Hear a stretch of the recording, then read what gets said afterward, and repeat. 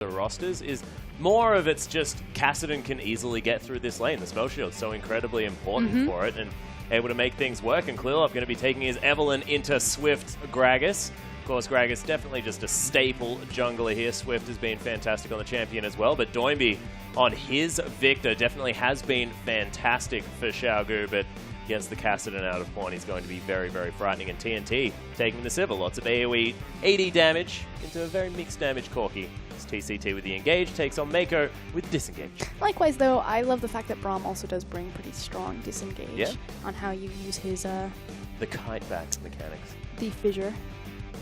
Yeah, of course. And of course, over a team fight as well. The fact that you can have that glacial fissure just knocks everyone up, keeps them in the same position, allows everyone to nail everything that they can. But, ladies and gentlemen, we did take a little bit of time there, so we're going to waste none more and head straight into game.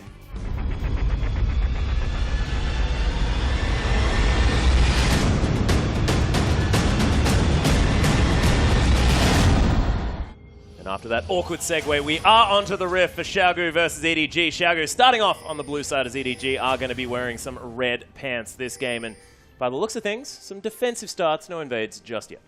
Both teams lining up to start a possible 2v2 in the bot side, so curious if we're going to find a lane swap, especially because Sivir is on the field. Now, Sivir and Braum, I would actually recommend that you lane swap it, just because A, Sivir's going to have much more pressure onto any sort of tower, but more importantly, that would unlock Braum, TCT on this champion, to roam around early and make use of his very powerful level 1 due to that Q. Yeah, the fact that you can get the Q, get the passive happening as well. 4 stacks, not too difficult when you've got a few people running around as well. So we'll see whether TCT can make some moves here. But by the looks of things, it is going to be a standard 2v2. Yep, although I feel like anytime you're 2v2ing against Sivir, you're actually just 2v2 against creeps. Yeah, it's more of a 2v0. So, as you spotted out, how this lane's going to go down, because it looks like we will have the Corki versus Sivir, is for the first initial 1 through 5. Sivir should have the advantage here. She's going to have more wave control with her Ricochet, the W, getting control there. Now, naturally, Corki can walk into the lane and drop his Phosphorus Bomb on the back caster creeps and try to wrestle control back. But I'm still going to give it to Sivir, especially with the auto reset.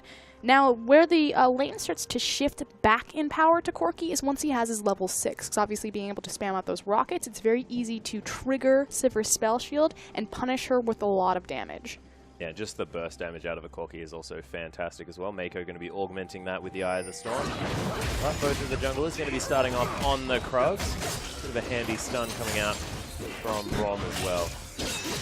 Oh, you just sneezed, sorry. Oh, I thought you were having a chuckle about that. No. Nope, not going to be the case. Kara going to be following Clearlove around to the red buff here as well, not wanting to get to lane, as the team is saying that, yes, there is no Kara in this one, but making sure that Clearlove is as healthy as possible as he continues his jungle route. We'll see what that is going to net the team, as Kara making some very sacrificial plays early on. It's not going to hurt him too bad because obviously he was able to share a lot of that EXP. Already has the level 2 to V's level 1, burning his teleport, so there technically is a TP advantage on the side of Xiaogu. Doubt that we'll see that used within the next 4 minutes, because Koro teleported to the tower, but you never know. Yeah, and by the looks of things as well, Koro did get enough experience by taking those Krugs and the red buff in order to get himself to level 2 as well. So that is going to be fine, only down about 4 CS, and so far EDG with a lot of control here on the bottom side of the map. Really early ward coming out of Doinby. So what he did is, again, Kassadin doesn't have a lot of wave control, wave clear, pushed him in and then walked over and placed his trinket on top of Clearlove's blue buff. And this is how you ward against an Evelyn. You ward her camps because she needs to come out of stealth to do the camps, and then you get the trigger off the vision. Sort of the only time when you can reliably see Evelyn with a sight ward as opposed to a vision ward. Of course, vision wards now being permanently visible makes them a little bit more difficult to rely on. Take down that E. We talked about how Sivir should have control of this, but it's actually Deft and Mako who got control of the wave. So again, Corki, it's possible for him to do it. Typically has to burn his Phosphorus Bomb on the back caster creeps, and then probably just step forward and abuse with Mako's Eye of the Storm. Yeah, it's the fact that Deft's been able to get a whole lot of extra harassment off here as well. You can see Clearlove now picked up his blue buff, still at half health. Doesn't have any pots left, but is most definitely comfortable in the jungle at the moment. So Windspite not going to find the mark here on the bottom side of the map, but as you can see, half health for both of the Xiaogu bottom laners, and that Phosphorus Bomb was fantastically placed by Deft, making sure the TCT not going to be engaging anytime soon. And this is also a big issue with Braum. So his level 1 is incredibly strong because he's going to be throwing out the Q, and if he's able to connect it with the concussive blows, naturally you get the CC as well as the bonus magic damage. But he's not ranged. He's a melee support champion, so obviously Janna's going to be able to float up and hit him when he cannot hit her. I like how you use float there as well as Caro and B just going to be punching each other a little bit. But look, honestly, the wet noodle fight of wet noodle fights, no one's going to be dying there as Spellshield's going to block the phosphorus bomb in the bottom lane, and Clearlove paying some attention to the mid as Doinby is very low on mana. Pawn definitely running out as well. But he's doing a great job making sure that he's positioned on the top side of the mid lane, naturally because his jungler's over there, as well as the security of the Scuttle Crab. Yeah, making sure that they know where Clearlove might be roaming around. Some nice vision here means that Clearlove's going to be able to grab this Raptor. Swift body slams over, finds Clearlove, but a little bit too late. The hate spikes are going to come down as well. Clearlove procs that, and he's even going to be able to kill a ward. And more importantly, Clearlove is able to be this aggressive over the ward because Doinby has no mana. Swift actually down to about 200 health here as Clearlove's able to get a lot of damage off the flash to follow here from Clearlove as the flash comes out of Swift as well. Oh, smited for the kill as the Chilling Smite had already been purchased, and Swift's going to go down for first blood.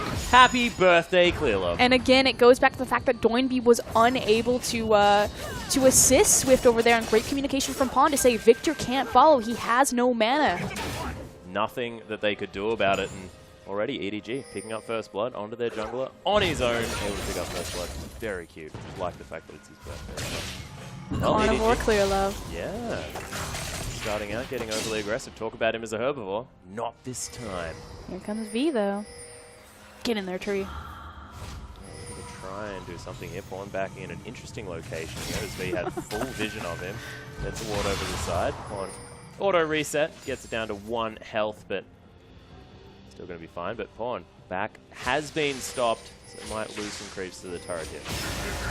Cute little roam from V, though, to try and make something happen for his mid laner. Doesn't lose much for it. In fact, he's pretty much even with Koro and CS. Yeah.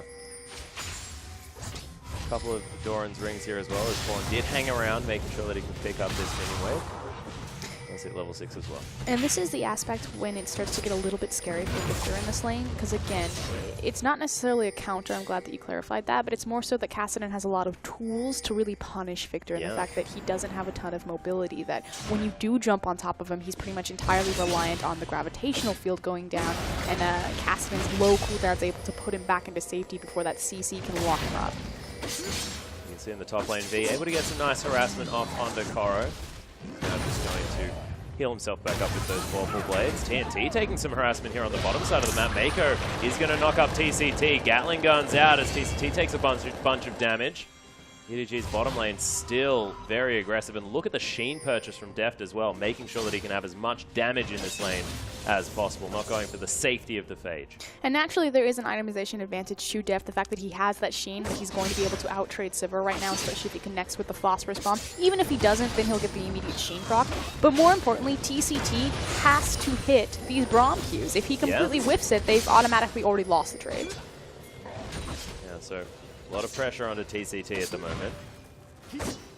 Koro just throwing out sticks. Throwing sticks at the tree.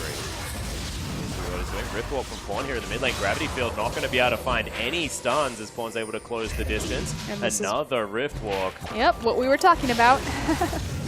Oh, the Ignite's down. Pawn actually gets in over the top here as Stand United did come down from Koro. Pawn just waits for the Ignite and is going to be able to get the second kill of the game. And that's exactly how that works and why Kassadin is being picked into Victor in the LPL. You just get on top of him, you're able to outmaneuver the gravitational field, and his cooldowns are just so punishing against Victor. Able to get multiple rotations, multiple damage threats out before a laser or another gravitational field can come out to save him. Yeah, especially before Victor had any opportunity to pick up any of that cooldown reduction. Of course, does like to grab the Merlin Opticon and the Lucidity boost, but Deft, there's the aggressive Valkyrie already down to about half health, but TNT is going to go down to Clearlove as he grabs his second kill. TCT Pawn on the run. Nope. Pawn just going to back away as he was heading down here. Did have a cute little book in his back pocket. That's not going to build towards a Rod of Ages, but does have the Catalyst there as well. And goes back and grabs some boots.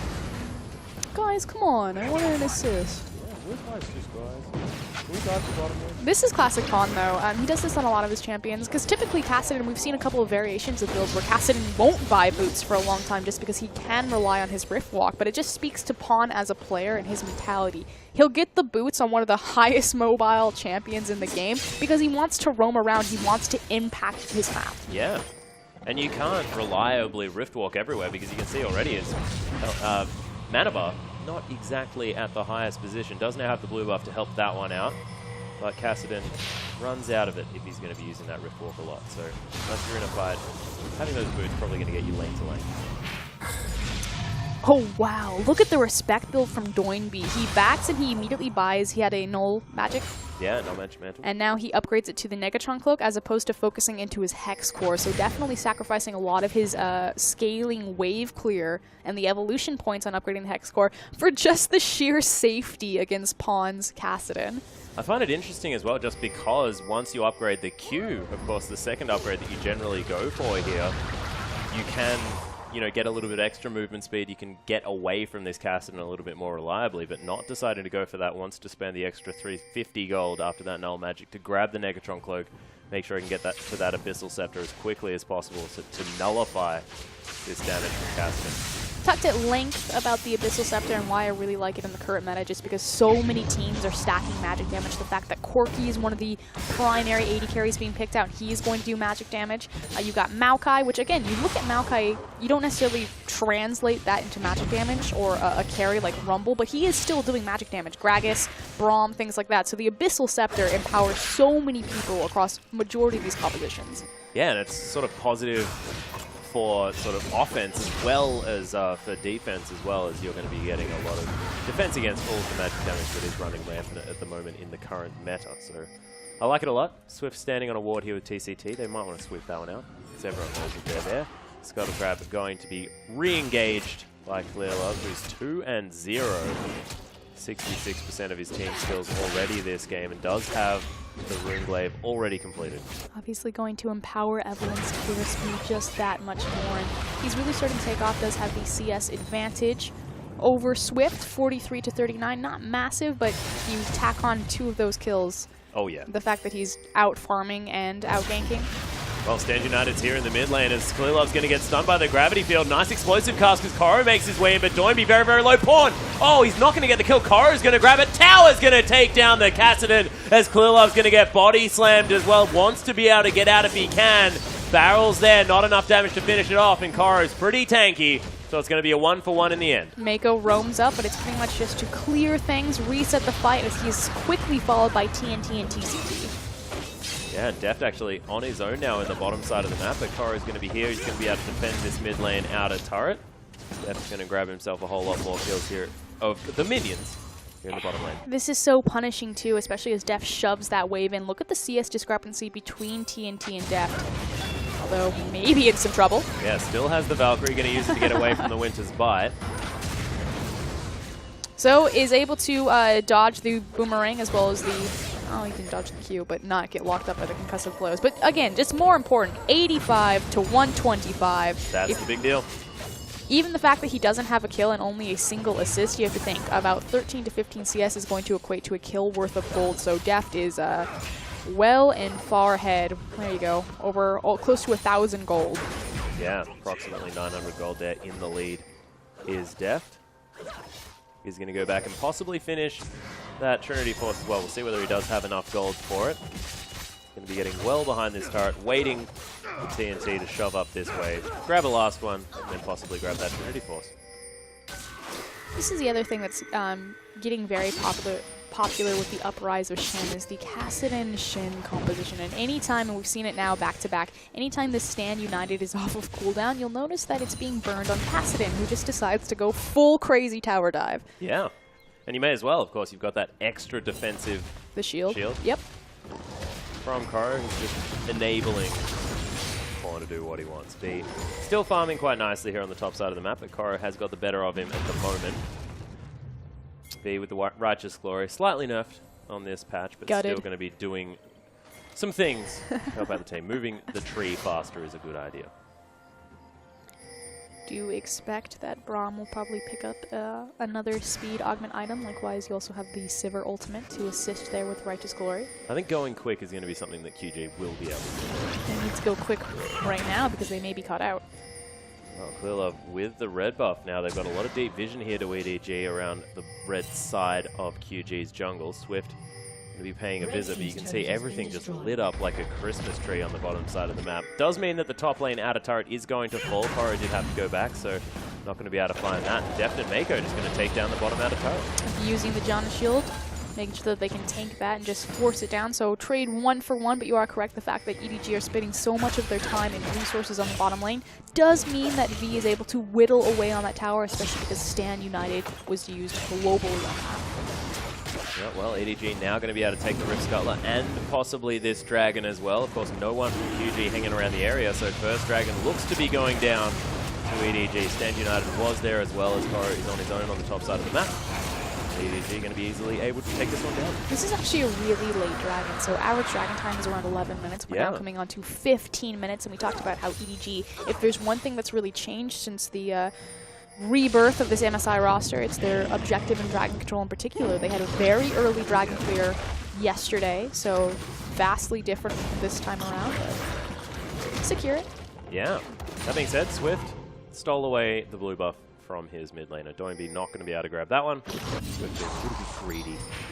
No one up for himself. I believe it may have been a little bit of a mistake. Back is going to be completed by Doinby in the mid lane as Pawn finishes up all of these minions, and Mako going to help clear out some vision around that mid as well. So at the moment, EDG just with all of the vision control around this. Also, we can take a moment to check in on the initial itemization. So Corki has the Trinity Force, that's the obvious power spike. More importantly, Pawn did complete his Roa at around 14 minutes 30 seconds, yeah, which good clip. Exactly. Typically that's a minute early. That'll be stacked up around 20-25 minutes. Otherwise, you have big resistances. Both resistances complete for Koro. Chose to finish the Spirit Visage first, because again, he's facing across from a lot of magic damage, as well as a kind of a low damage AD carry in Sivir versus a hyper carry like Vayne. So right now, EDG are just in full control. Could look for a 5v5. That said, there's no real arena set for them like a Dragon. Yeah, now that that Spirit Visage is completed by Koro as well, you saw there in the top lane, there's nothing that V's going to do as far as damage to this Shen. I mean, of course, he has no damage either. The Balmy Cinder probably not going to be augmenting too much of that, so EDG and QG. And as far as the top side of the map is concerned, it's going to be butting heads, but not really killing. EDG really need to pull the trigger and possibly either collapse on this mid lane, or more importantly, collapse on the top lane. They are in full control to look for a 5v5 because TNT hasn't completed the Infinity yet. You do have the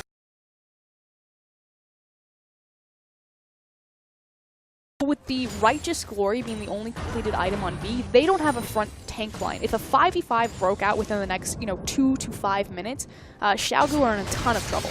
Yeah. Of course, V only being able to build up that health bar as Koro actually lands the Shadow Dash here onto V, getting some actual damage on the tree on the top side of the map. That being said, he's going to be able to disengage effectively, and Swift is taking down his jungle as well. Clearlove hanging around the area, did manage to get some wards in there, but that's going to be swept out by Swift. They should...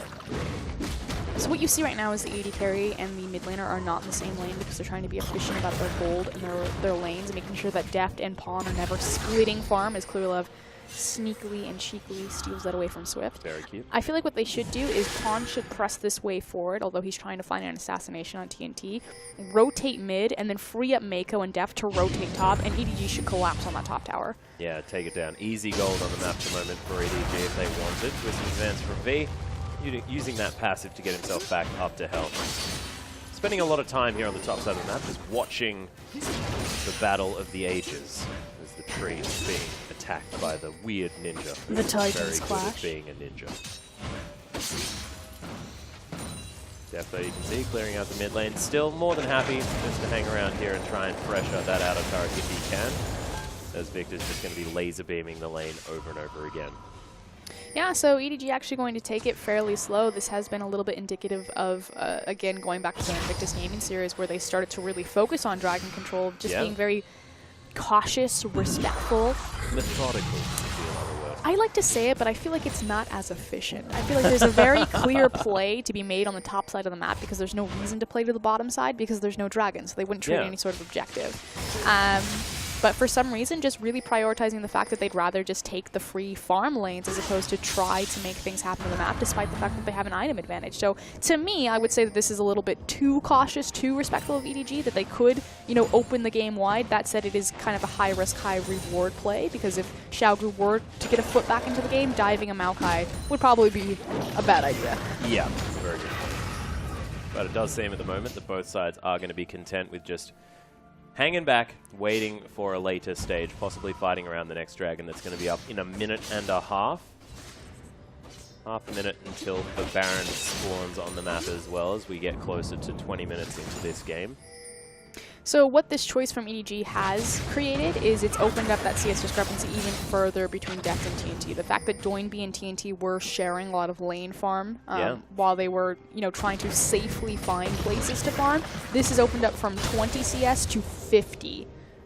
It's just ridiculous at the moment. It has meant that Pawn down on the bottom side of the map able to keep himself ahead as well, as W9D with the really long lane does not want to go too far out because Pawn just has too much kill pressure on him at the moment. Almost has that Zhonya's Hourglass completed as well. Nearly large weapon is completed. Banshee's Veil just popped onto Quilla, but already has his second item built up as well. And a lot of focus on the magic resist, but that's a bit of a, I guess, selfish magic resist purchase. Not decided to go for any lockets just yet out of the jungle here for EDG. He's in the carry position, 2-0-1 right now is EDG finally stepping up to attempt to siege this tower, really just kind of poke it down. Getting a few auto attacks off there. Did he laugh? He did. He was giggling quite a lot there with Def. Qiao very, very low. Clear love, able to get the smite. Nice eye for the smite there. He's denied that 3 or 4 times, and that's so important because, again, look at EDG and their vision control over Swift's bottom jungle. A big thing that teams really need to start getting into the habit of doing, especially when they are ahead, is making sure that they deny the Raptor camp. A lot of time teams will be ahead, they'll go and contest the red buff, the blue buff, you know, try to force fights a dragon. But it's so important to maintain your vision control to deny the Razor perk.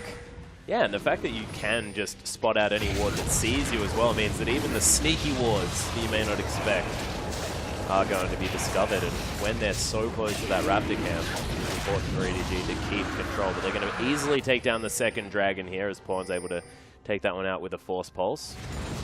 He's ahead by about 7 CS in comparison to that bottom lane, which is only getting worse here for QG. The mid lane outer turret is going to fall, so Def finally going to get that work done. W9D going to have a longer lane to work with now that he's made it back to the mid. So Xiaogu trying to kind of stop the bleeding, although it's starting to get a little bit out of hand between the two AD carries. They are in a bit of a better position to look for the next fight at Dragon, simply because V now has his resistances, or at least some of his resistances up and running, has the Spectre's Cowl, as well as the Merc Treads to go along with his Righteous Glory. So we are starting to come to the stage of the game where Xiaogu can possibly think about a 5v5, and that's where they excel. Yeah, there's also the fact that they have the locket completed on Swift as well, so he's managed to grab the AoE magic resistance against this largely magic damage focused EDG team comp. Entirely magic damage focused, including on Corki. Yeah, well, of course, I was giving the hybrid damage to Corki there, so he does auto attack a little bit. We did see that. But you're exactly right, the fact that magic resist is going to be king here for the QG lineup. This Metro's just battling these minions. Trying to keep it out of the tower, so not only will Deft pick up all this free CS, pulls it into the tower, but he'll also get a decent, not more freeze. Yeah. It's gonna, actually, it's still pretty good. Not too bad. TNT, though, trying to hold this wave at the turret, keep himself in a position to be able to grab some farm. It's been difficult for TNT at the moment. Always has been sort of a low economic AD carry, still able to get things done, but he still needs some money, and that static shift is not going to pay for itself. On, thinking about going full pawn. Yeah, he's going in. Nice use of the spell shield means that no damage comes out. TCT makes his presence known, and Paul going to have to risk walk himself to safety, but not under any pressure at the moment. That said, it is that time that with the mid-tier tower down as well as the bottom-tier tower, the most accessible and last standing outer is going to be that top side, which means it's the easiest objective for EDG to look at. Yeah, Karo actually getting twistedly advanced on by V, but once again, ignore this. Something that's a little bit curious for EDG this game is that it is much more about kind of controlling the minion waves and stacking your gold lead off of farm versus skirmishes, which is what we saw, you know, typically if you're going to think about EDG, it's, you know, they love to 3v3, Pawn and Clear Love and Mako going crazy, snowballing that way versus, you know, trying to bleed people out by freezing waves and controlling side lanes and things like that, which is what we've seen here, especially between TNT and Daft. And it's cool too because if you think all the way back to World Elite history time with Crossgrid, their coach Aaron, when talking to Wei Xiao, he was one of the earliest players that people credited the idea of slow pushing to. If you think about his Ezreal play, he would use Ezreal to clip waves around the map. As I say this though, Swift getting to safety. But he credited that to Aaron, that Aaron was one of the first coaches, at least for WE on record, to consider slow pushing and playing with waves and teaching that to his team. So it's nice to see EDG, I mean, this isn't like a slow push, but playing more with minion waves and controlling gold that way versus trying to snowball it in skirmishes. Yeah, making sure they keep the minion waves in the right position so that QG can't find their way back into the game with that. That being said, TNT was able to pick up a couple of waves, but now he's behind 70 CS as Deft has just been eating up wave after wave here in the mid. And you're right, I mean, EDG have been making it look easy as far as slowing everything down, picking up all of the farm that they can, and they've been just slowly getting themselves a bigger and bigger lead. Now at about 3,500 gold, after there was a lot of aggression early on, and then absolutely nothing for the last 6 or 7 minutes. And this goes back to the question, yes, EDG looks strong, but do they look different? And I say yes, they do look different. They are doing different things. This is not normally how EDG win games. This is very similar to Xiaogu. We talked about this composition. They've run this multiple times, and this is still a very EDG-esque comp in that it's a lot of comfort champions. But again, all about the dragon control, all about controlling your waves, denying the enemy as much CS as possible, building up your gold lead. That way, I do feel that this is EDG, you know, experimenting.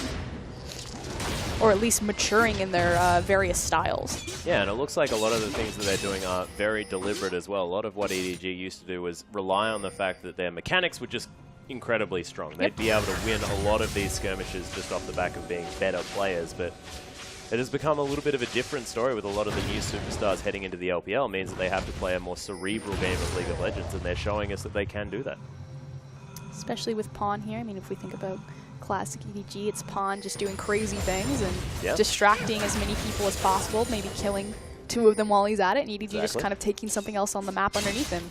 The Darien effect. The Darien effect, it's a beautiful effect, one of my personal favorites, as Karo is going to make his way towards the river, dashing his way over the top. Not going to be able to spot that ward as V, he's up the top side as well. TNT, TCT hanging around with Deft and Mako in the mid lane. Deft has over perfect CS. He does. Yep. So over by a very long way as well. Yeah, it's good to average around 10 CS a minute. So at 27 minutes, you would consider, you know, 270 to be incredible. Like, wow, that's awesome. He's got just shy 300 CS at 27 minutes. Yeah. So Deft is most definitely being able to pick up as much farm as he would like this game. Now has a Bloodthirster in his back pocket as well, the Sorcerer's Shoes and the Trinity Force. Longsword cheekily hanging out there as well. We'll see what he decides to pick up to augment the rest of his items. But I love this build from Corki. So much poke focus with the flat AD from that Bloodthirster. The fact that you're a little bit more safe as well, and the fact that you get double shield with that Eye of the Storm on top of everything just means that extra AD and extra survivability for the Corki. And what it's also really going to empower is not necessarily the Shred and the Kite in the team fights, although he doesn't need the Blade of the Ruin King just because he's so far ahead of V. V just now completing his Spirit Visage, which yes, he's facing against a lot of magic damage, but Corki is so much flat AD right now. It's going to empower sieging towers.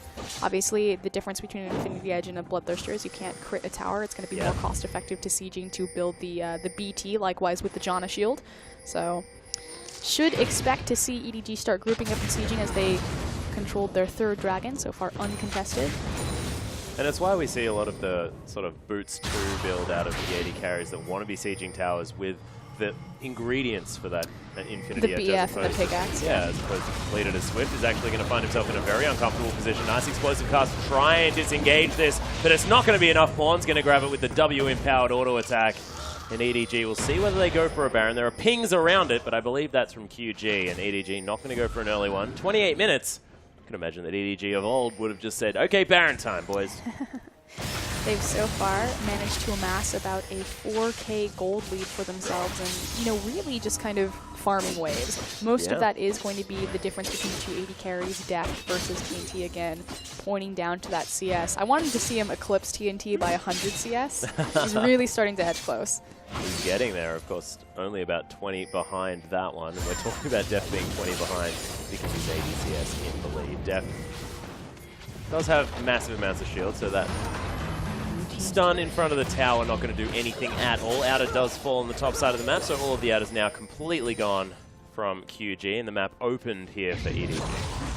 And as this map opens up, yes, it is empowering to TNT, or excuse me, Xiaogu, because they do have TNT on that Sivir, and obviously the Sivir ultimate gets more powerful the farther you have to run, but it becomes very scary likewise because you're dealing with the paranoia and the stealth of Evelynn, as well as the chase potential and stick potential of Kassadin.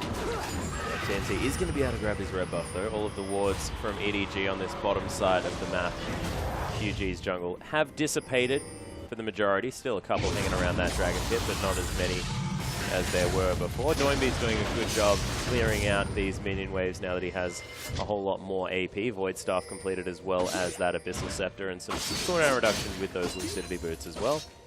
So you can see Kuro and B, they've been basically non-factors as far as this game has been concerned, but they're farming up about even at the moment. Just getting to their late game tankiness as quickly as they can.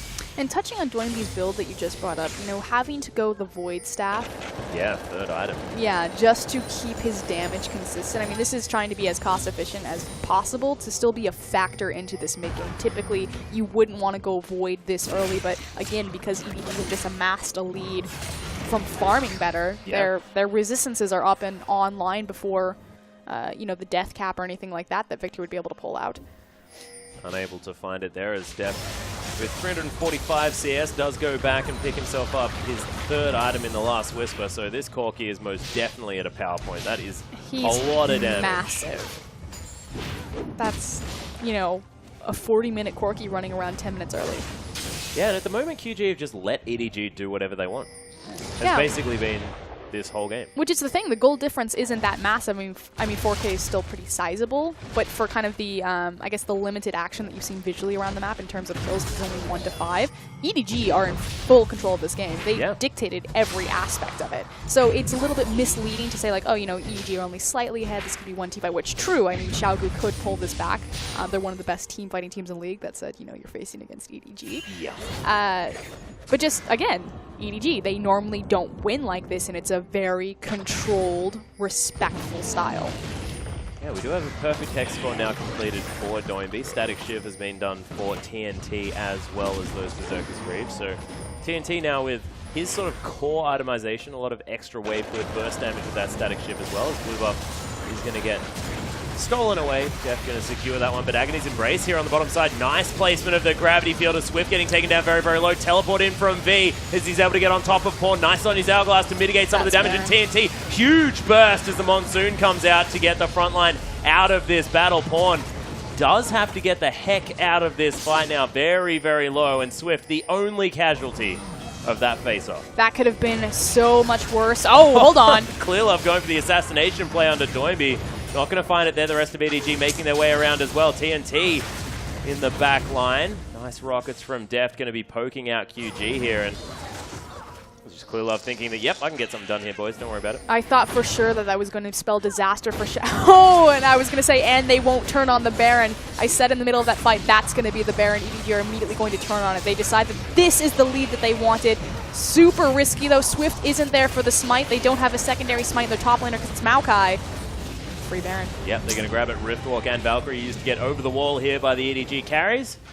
That's a very easy Baron here as Mako just going to back on a ward, but the Empowered Recall going to help him get back there. And QG, they only lost 1 member from that last team fight, and EDG knew that because it was the jungler, they'll easily be able to take that Baron. And because it's just been a very, very, I guess, I don't know, passive QG. They haven't been making aggressive moves. Nothing has been done on QG's terms this game. Xiaogu are actually very smart about understanding when they're behind and understanding kind of the win conditions that they have going forward. So yes, I agree. They have been passive. The issue is they haven't been able to be proactive or to set the pace for EDG.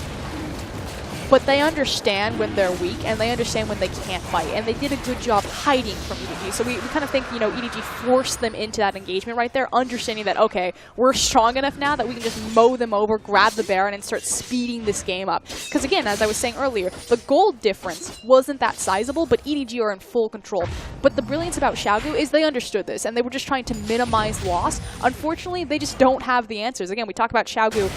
They're fantastic in the 5v5, but EDG are playing a macro-oriented, effectively a wave control game against them, you know, amassing all of this farm lead on Deft. This hits Xiaogu exactly where they're weak. We talked about it in the pregame, you know, where you're going to beat them, it's around the map, and that's exactly what EDG did. Well, Pawn going for a very aggressive play to Doinby here, blows the Zhonya's Hourglass. Doinby has to run away from his tower. 4 members of EDG head down here. Pawn easily able to lock that kill down with a Force Pulse, and this inner turret most definitely dead, and I don't think Doinby was expecting 4 people to come from behind his turret. And now EDG are just going to walk this one through. I mean, I hate to call it this early, but this was really cleanly played, just from start to finish. Yeah, it was just a strategic victory, and the fact that EDG knew that there was nothing that Xiaogu could do. They were able to take every objective on the map, and the fact that they weren't making strategic mistakes meant that there was no way back in. Mm-hmm. And this is something that the LPL is actually really strong in the meta right now. A lot of people, you know, they look at the LPL and, okay, what is it good at? It's good at 5v5, team fighting, typical Chinese aggression. The thing that's more accurate to say is that the LPL is really good at trading objectives. Yeah. And almost to the extent, especially of the lower bracket teams, you know, King, World Elite, they'll almost kind of sacrifice all of their map, unfortunately, because they just understand, you know, we can't fight now. It's, yeah, 5v5 is still a very key part of the Chinese meta, but understanding exactly when you can and cannot fight is something very core to the LPL, which is why you see Xiaogu, you know, we can't fight now, we have to be scared.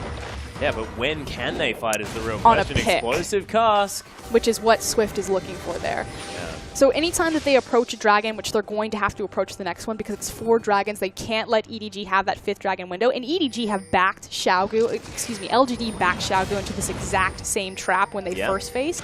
It's Swift looking for a pick on the cask. Well, there is the Agony's Embrace one more time. Doinby gets exploded as the Shadow Dash comes through. V tries to get on top of Pawn, but another fantastic Zhonya's in there to save his life. Ripwalk over the wall here, as well as EDG are playing around in QG's base. Rockets over from Deft as Koro is just untouchable in this base. Waiting for a Shadow Dash, is going to get over the wall, and QG, they lose their mid laner, and there's nothing that they can do to respond. I'm actually really excited about this. If you think back to, you know, 15 minutes when I was saying, why aren't EDG playing to the top side? They could just dive that tower. They could ramp up this game. That's what we would expect from EDG, and now it all clicks into place. Why do that? Because that would be fighting on Xiaogu's terms, when you can just bleed them out through macro play. Precisely what they've been doing. Deft's still 4 TCS ahead of the clock, as well as he's sitting on about 410, almost has the Infinity Edge done to augment all the rest of his super high damage items. This is a ridiculously fed Corki as he's sitting on 202 at the same time. And I say ridiculously fed, and I mean it, even though his scoreline doesn't necessarily say, oh, he's got like 18 kills, why is he so fed? It's the fact that he's been able to sit around, grab all the farm that he wants, and in a low kills game, only 9 by 37 minutes, he's easily the strongest man on the map. I love it. Look at where the LPL has come. Normally you would look at a Chinese game, it would be 25 to 23 kills. We are now 1 to 8 with over a 10k gold deficit between the 2 teams. Yeah. And it's all purely strategic play. And I can see the pride in your eyes, Frostgreen. I promised myself I wouldn't cry. It's clear love for I think you're allowed to hear it. Pawn might get caught. Body slammed. There's the stun. Uses the Zhonya's. Is he going to be out of Zhonya's over? Flashes into it. Gets over the wall. Oh my goodness, the flash. Koro's in here. Goes straight over the wall as Clearlove's making his way around. That's a 4-man Agony's Embrace, as well as V teleports in. Decent use of the Glacial Fissure there as Koro's only down to about half health. Gravity Field doing some work. Deft! He's going to finally get taken down. Doinby once again is going to fall as Mako gets stunned up and destroyed. QG get a 2-for-1. Classic Pawn. We were just talking about, you know, they've matured so much. It's all about... Nope, I got to face check this bush, guys. Xiaogu pull of Fnatic. Yep. Well, Koro going to get a Shadow Dash over the top. Pawn is going to find TNT there as well, as Pawn down to about half health. Doesn't have the Zhonya's available anymore as he gets over with a Riftwalk. Nice use of the slow there as TCT looking for the kill into Pawn. Swift completely out of mana as he gets on top of him. Is he going to be able to find the kill though? No mana for Pawn, no mana for Swift. Clear Love's coming around as well, does have the red buff. Body slam! And he's going to be able to lock it down with a W here as Hate Spikes from Clear Love going to follow Swift around, but he doesn't think he can grab it. Koro is taking so long to die on the bottom side of the map as V is going to eventually, I have a feeling, be able to clean up that kill, but TCT did have to go down for it. In the end, I'm not sure how many kills that was in favor of either team. That's still primarily in favor of Xiaogu. They needed something to have on the map. So what they did is they set a trap. They know that this has all been about the CS, so they stand in a bush understanding that someone from EDG is going to come and clear this massive wave. It was Pawn, and instead of taking the safe route down the lane into the farm. Why would he do that? Because it's Pawn. Remember what I was saying about how Pawn really needs to play champions with repositions because sometimes he just puts himself in the worst places? Yeah. Yeah, that was one of those Pawn moments. Example 1. Example A. Yeah, Exhibit A, right there. But, of course, Pawn having a casual meander down the river, you can't really hold that against him. Just wanted to do so. Okay, this is the big thing. We have massive level discrepancies between both of these two teams. Look for the cask. Swift has to find a pick here. They need a 4v5 advantage. Yeah, Koro up in about 3 seconds with the Stand United. This Dragon down to about half health. Thousand to go. Oh, it is going to be locked down by Swift there, so no 5th Dragon, but Swift, he's going to die first. Clear Love takes down that kill. Right in amongst the fight here as TNT has to flash over. Nice knock up there onto 3 people as the gravity field's down. Koro trying to tank up all of the damage, but EDG, they haven't lost a member just yet, and Swift was a large portion of the front line. V is going to die, and that is all the front line dead. And Death, Valkyrie's over the top, going to be taken out by TNT. He's going to fall as well eventually here as he's trying to kite around Pawn, able to Riftwalk on top of him, and Koro not going to get stunned up. It's a double kill for the mid laner of EDG. And V did survive somehow. Mako, are you going to find him? No, just going to wander into the brush. But Where look did the at tree this. go? Again, you can't slight Xiaogu and their performance. They are 11k gold down, managed to deny the 5th Dragon bonus from EDG, but more importantly, they almost won that team fight. Yeah. There were so many low health members, and of course Deft made a fatal error. Valkyrie forward. You could see the instantaneous regret as he just mashes himself into a Braum Q and then he immediately gets concussive blows into death. Yeah, there was a gravity field there as well on top of him that was a bit of a struggle to deal with. But this is why EDG wanted to play the macro game. Not only have they been experimenting with it for the last kind of 3 sets, but it is so terrifying to fight Xiaogu in a straight 5v5. 11k gold. If that was even, they would have won. Yeah, and there's also the fact that Swift went down incredibly quickly in that fight. If he was able to be there, be the disruption for the team as effectively as he generally is, then that could have been a whole lot worse there for EDG. But in the end, it is going to be a 4-for-1 as QG now trying to wrestle control of the vision around this Baron. The top lane going to be dealt with by Deft here as Clear Love just waiting in the wings. Something to get around. Very scary is you have to think that your gold lead only means something to a point. It's a race to 6 items. And as you approach, 60k, 65, 70k, it really doesn't matter if you have a 200 CS lead on someone. You wasted your window of opportunity where you had that lead. Yeah, you need to make sure that the item discrepancy is utilized when it actually exists. Koro, though, with a gigantic minion wave here on the bottom side of the map. TNT is going to have a fantastic time clearing that one out. You know what teams that I would never want to face at, 55 minutes when it's a single team fight game? Yep. EDG and Xiaogu. Pretty much. I wouldn't like to face Snake either because they do ridiculous. Oh, yeah.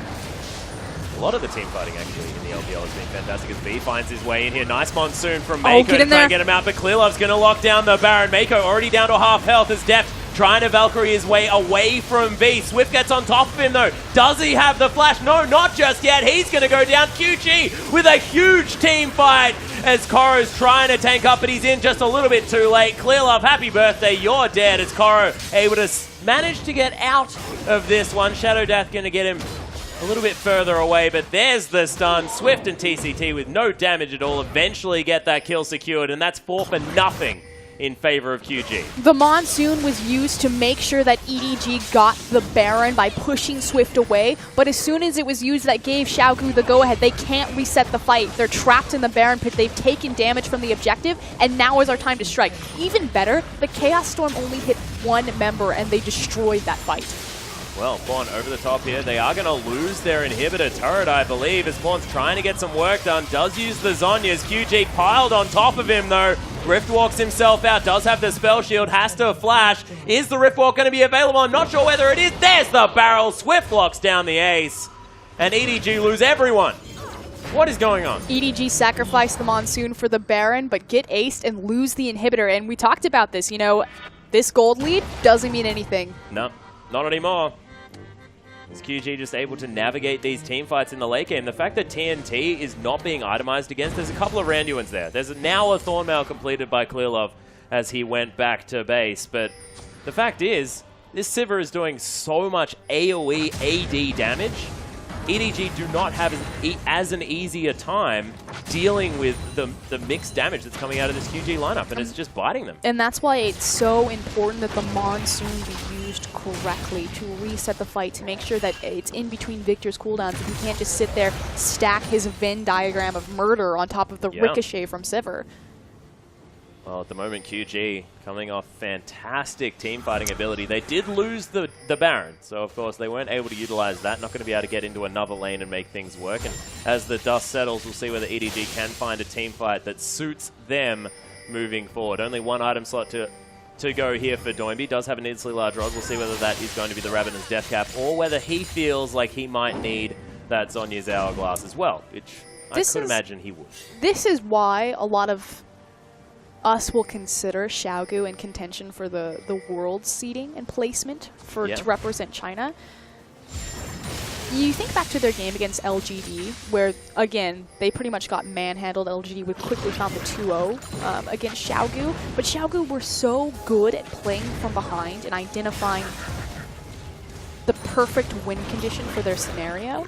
And it's just something that, it's unfortunate, it doesn't reflect. If you're just looking at, you know, past games, okay, Xiaogu got 2-0'd by this team, you know, they split with this team, things like that.